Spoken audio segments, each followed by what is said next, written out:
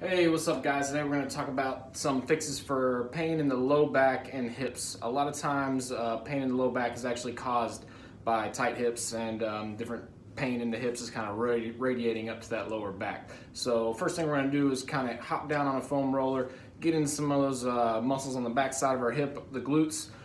If they get real flared up and tight, they're going to pull on that low back. They're going to cause a lot of pain. So let's dive in. All right, the place I usually like to start for low back pain and for releasing those hips is the foam roller here. So sitting on that foam roller, releasing those glutes on the back side, a lot of times that's going to release that tension upstream. So how to do that, basically set that foam roller on the ground. We're going to sit right on top of that roller. Not too complicated there. You're going to lean back and sit off on the side of that hip. We're going to hit both sides. If you're feeling pain on one side, start on that side. If you're feeling pain right in the middle of that back, we don't really know which side it's coming from yet. It may be coming from both sides. So just start on one of the sides. Basically what we're going to do is roll the length of that glute. So we're looking for basically your belt line all the way down to the top of your hamstring and back. So we can kind of start with that leg relatively straight, rolling back and forth, nice and slow. We definitely don't want to rush it or anything like that. We're just kind of rolling nice and slow. A lot of times it won't start off bad, but as we relax, that roller will sink in a little bit deeper, get kind of past that top layer of muscles, and we can start getting into some trigger points or anything you may be feeling back there. Now, like I said, starting out with that leg straight. Once we've done that for about a minute and a half, if we're feeling anything in there, we'll try to keep that spot tacked down, bend that leg across here. So if we don't have the flexibility to get in this position, don't even worry about it. We'll go do some other solutions.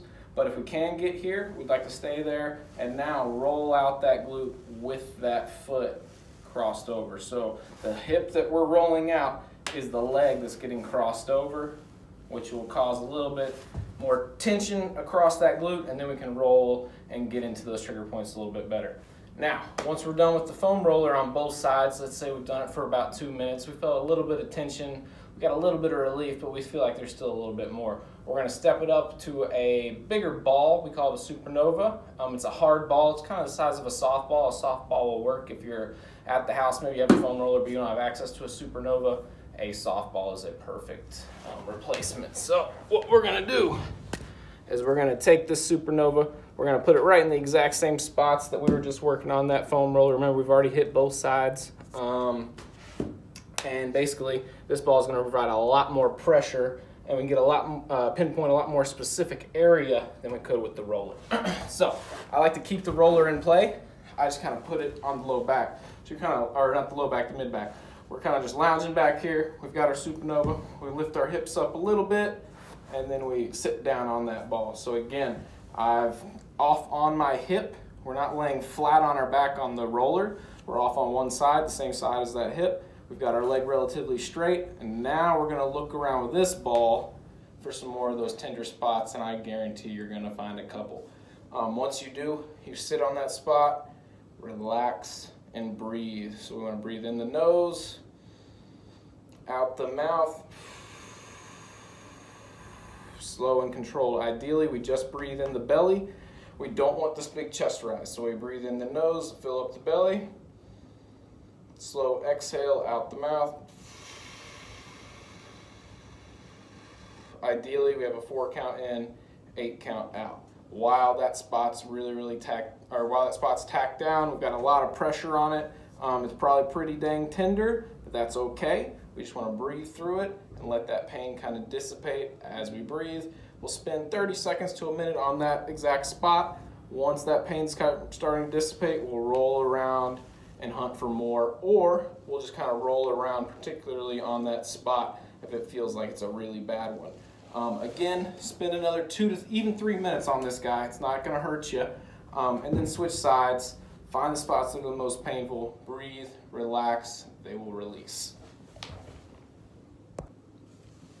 Now, if we gave that foam roller a try and we gave the Supernova a try on those glutes, but we weren't really able to find anything too tender, weren't really able to find any trigger points, anything like that, we're gonna move on to the psoas, which is a very tricky muscle you've probably never heard of, but it's involved in our breathing and also in lifting our legs, a bunch of other stuff, a lot in walking, just day-to-day activities. That psoas can get tacked down and it can cause a lot of low back pain. So the psoas actually attaches from the front of our hip, or basically our femur, up through the hip, to the spine, around to our diaphragm. So it's involved in a lot of stuff. But basically, if that guy gets nice and tight, it'll pull on our low back and cause pain there as well. So what we want to do is locate the psoas, which is deep in our belly. So basically you go find your belly button, go over 1.5 inches or so, down 1.5 inches or so, and that's about where your psoas is going to be located. So what we're going to do is take our Supernova, softball will work, just a big ball, big hard ball in general, put it right on that spot. And this one is not the most pleasant, but it's pretty potent.